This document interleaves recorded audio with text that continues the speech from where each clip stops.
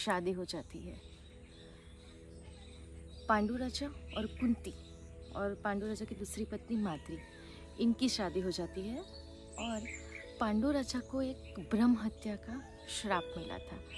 तो उनके निवारण हेतु जब विप्रों को बुलाया जाता है तब उनको पता चलता है कि उनको 13 साल तक 68 तीर्थ की यात्रा करनी होगी, तभी उनको ये जो ब्राह्मणी का श्राप था, ब्रह्म हत्या का श्राप था, तो ये वो श्राप से उनको छुटकारा मिलेगा, कुछ राहत मिलेगी। तो पांडु राजा जो है वो जाने को रेडी हो जाते हैं तीर्थ यात्रा के लिए। तो जो कुंती जी और माद्री जी है वो भी उनके साथ जाने को तैयार हो जाती है। तब पांडु राजा उनसे बोलते हैं कि वहाँ पे स्त्री का काम नहीं है और वैसे भी मुझे ब्राह्मणी का श्राप है, तो आप दोनों वहाँ आके क्या करोगे। तब कुंती जी और माद्री बताती है कि हमें सांसारिक सुख से कोई मतलब नहीं है, हमें सांसारिक सुख नहीं चाहिए, हम दोनों आपकी सेवा में लगेंगे, हम दोनों को साथ में लेके चलो।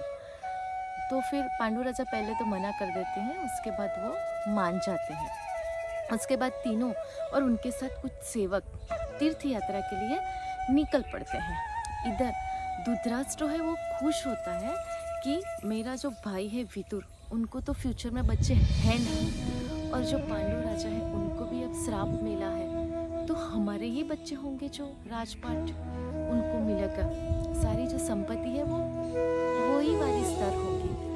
ऐसे करके धृतराष्ट्र ऐसा सोच के बहुत हर्षित होते हैं। तब गांधारी धृतराष्ट्र से बात करती है कि स्वामी, मैं आपसे एक बात शेयर करना चाहूँगी कि आपसे मेरी शादी होने वाली थी, तब मुझे भी तीर्थ यात्रा करनी है। तब मैंने दुर्वासा ऋषि से झूठ बोल के कुंती के बदले मैं 100 पुत्र का मंत्र जप लाई, आप बोलोगे तो मैं उनको जप करना चाहूँगी। तब धृतराष्ट्र उनको आज्ञा देते हैं और गांधारी गर्भवती होती है और 10वें महीने के बाद उनके पेट से एक लौकी टाइप, एक जो तुमड़ा बोलते हैं, वो निकलता है। तो सब आश्चर्यचकित हो जाते हैं। फिर विप्रों को बुलाया जाता है और उनसे पूछते हैं, तब विप्रो बोलते हैं कि एक यज्ञ कुंड बनवाया जाए और इस उनके बीच में, कुंड के बीच में ये रखा जाए और 1 साल के बाद इनमें से बच्चे आएंगे। तो वो वैसे ही करते हैं और 1 साल के बाद बच्चे आते हैं, 100 बच्चे निकलते हैं इसमें से। तो पहला जो निकलता है उनका नाम दुर्योधन रखते हैं, दूसरे का नाम दुशासन,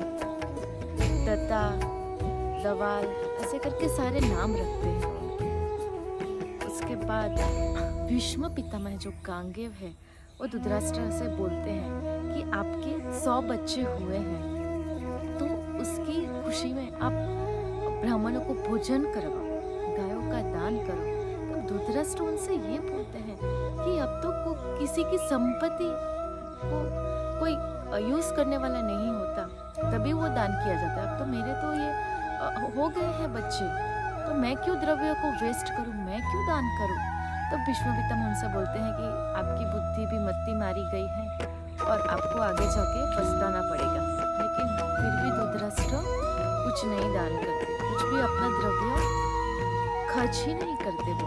इधर जब ये खत पांडु राजा को लिखते हैं तब पांडु राजा जो होते हैं वो वैजनाथ में होते हैं और उनको ये खत मिलता है कि वो लोग धृतराष्ट्र के 100 बच्चे हुए हैं। तो पांडु राजा बहुत खुश हो जाते हैं और वो सोचते हैं कि ठीक है, मेरे भाई के 100 बच्चे हुए हैं तो वो मेरे सूत के समान ही है। ऐसा करके पांडु राजा खुश हो जाते हैं कि मेरे ही बच्चे समान हैं। और इधर पांडु राजा भी मनोमन सोचते हैं कि काश मेरे भी बच्चे होते। तब कुंता माता जी के आँख से आंसू निकलने पड़ते हैं और कुंता माता जी उनसे बोलते हैं कि वो दुर्वासा ऋषि के 4 मंत्र के बारे में बताती है, वो कर्ण के बारे में बताती है कि वो अभी जो राधे दासी जो बच्चे को उछल रही है वो अपना ही बच्चा है, वो कर्ण है। ऐसे करके वो कुंती माता पांडु राजा से अपनी सारी बात करती है। फिर पांडु राजा उनको बोलते हैं कि ठीक है, तो मुझे भी बच्चे का सुख दिखाओ। तब कुंता माता बोलती है कि ठीक है, मैं गंगा के किनारे जाती हूँ, वो वस्त्र लेके जाती है और मेरे साथ कोई आना मत।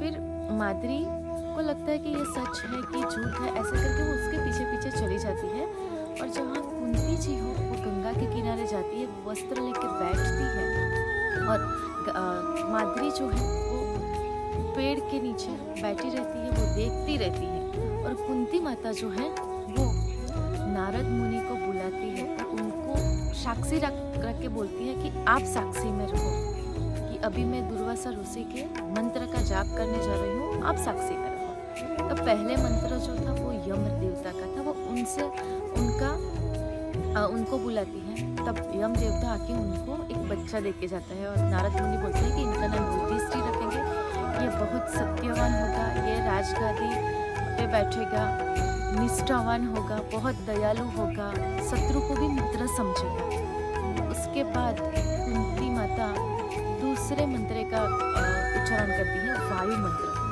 तो उनको एक बड़ा सा चौड़ा सा बड़ी बड़ी आंखें एक बेटा दे के जाता है, डरावना सा, तो वो डर जाती है। और नारद मुनि बोलते हैं कि इनका नाम भीम रखेंगे। तो कुंती माता बोलती है कि ये बेटा कैसे होगा, ये तो अपने माँ बाप को ही खा जाएगा, ऐसा लगता है। तब नारद मुनि बोलते हैं कि नहीं, जो तुम्हारी जेठानी के 100 पुत्र हैं वो इनसे ही मरेंगे। फिर कुंता माता उनको भूमि पे सुला देती है। उसके बाद इंद्रदेव का जाप करती है, तो उनको जो बेटा मिलता है नारद मुनि उनका नाम अर्जुन रखते हैं।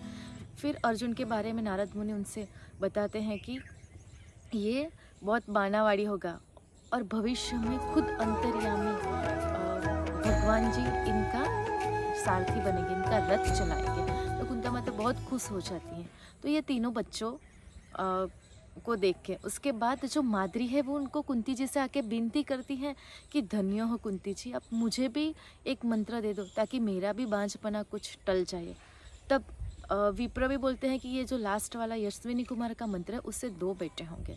तो वो 2 पुत्र अश्विनी कुमार आके उनको दे के जाते हैं। फिर जो कुंता माता है वो माद्री को बोलती हैं और माद्री जहाँ पे वो ठहरे थे तंबू में वहाँ पे जाती है और वो बोलती है कि मैं 20 सेवक भेजती हूँ और 2 रथ भेजती हूँ, और वो चली जाती है। फिर कुंता माता जो है वो नारद मुनि से पूछती हैं, बताती है कि इनमें से बड़ा कौन है। तब नारद मुनि बोलता है कि जो आपके राइट साइड में है वो आपके बाएं ओर है, वो है उनका नाम रखो सहदेव, वो ज्योतिषी का होगा, उनको त्रिकाल ज्ञान होगा, और सहदेव जोशी उनका नाम रखते हैं। फिर जो आपके लेफ़्ट साइड में है उनका नाम रखेंगे नकुल, और वो बहुत सुंदर होगा। तो ऐसे करके 5 पुत्रों को उनके होते हैं। इधर बहुत टाइम हो जाता है लेकिन माद्री नहीं आती और रथ भी नहीं आते। फिर कुंता माता वेट करती रहती है। उसके बाद रथ आते हैं और पहले कुंता माता क्या करती है कि अपने 2 शोल्डर पे युधिष्ठिर और अर्जुन को बिठाती है और अपने वस्त्र से बांध देती है। उसके बाद कमर पे सहदेव और नकुल को बिठाती है, लेकिन वो भीम को उठा ही नहीं पाती। भीम को वो खिसका देती है, तो वो भूमि पे पड़ा पड़ा हंसता रहता है और उनको तंग करता रहता है। और जब से भीम पैदा हुआ था तब से ही उसके 32 ही थे, 32 दास तब से ही थे उसके। उसके बाद रथ आता है और सारे सेवक 20 सेवक मिलके भीम को एक रथ में डालते हैं और दूसरे रथ में कुंता माता अपने 4 पुत्रों के साथ बैठ जाती है और वो लोग तंबू पे जाके हैं और पांडु राजा को समाचार देते हैं और पांडु राजा बहुत खुश हो जाते हैं, बहुत हर्षित हो उठते हैं। वे 3 लेटर लिखते हैं, धृतराष्ट्र को, अपने भाई भीष्म पितामह को, अपनी जो वृद्ध माता है अंबिका, उनको लेटर भेजते हैं।